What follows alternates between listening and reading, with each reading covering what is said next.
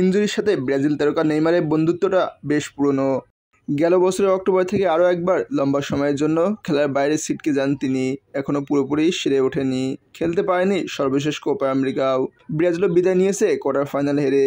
সম্প্রতি এই Selecao superstar পুরোদমে অনুশীলন শুরু করেছে, এখন তার মাঠে নামার অপেক্ষা।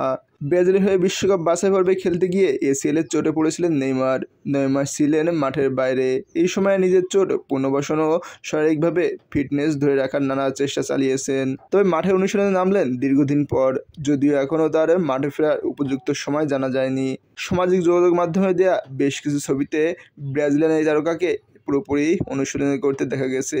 তার হাসি মুখে দেখে মনে হচ্ছে হাঁটুর লিগামেন্টে কোনো ধরনের অস্বস্তি বোধ করছে না। নেইমারের ম্যাচ ফিটনেস ফিরে পেতে সেপ্টেম্বর নাগাদ সময় লাগবে। এ সময়ের মধ্যে প্রাক মৌসুম প্রস্তুতি 3টি, সৌদি প্রো লিগ 2টি ও সৌদি সুপার কাপে সেমিফাইনাল খেলবে আল হিলাল। এই 6 ম্যাচে নেইমারকে পাওয়ার সম্ভাবনা নেই। আগামী 13 সেপ্টেম্বর আল রিয়াদের বিপক্ষে সৌদি প্রো লিগের ম্যাচ দিয়ে মাঠে দেখা যেতে পারে এই তারকা ফরোয়ার্ডকে। এর আগে 2023 সালে গ্রীষ্মকালীন দলবদলে পিএসজি ছেড়ে আল হিলালে যোগ দেন নেইমার। তবে সৌদি ক্লাবটির হয়ে নেইমারের জাদু দেখাতে পারেনি এখনও।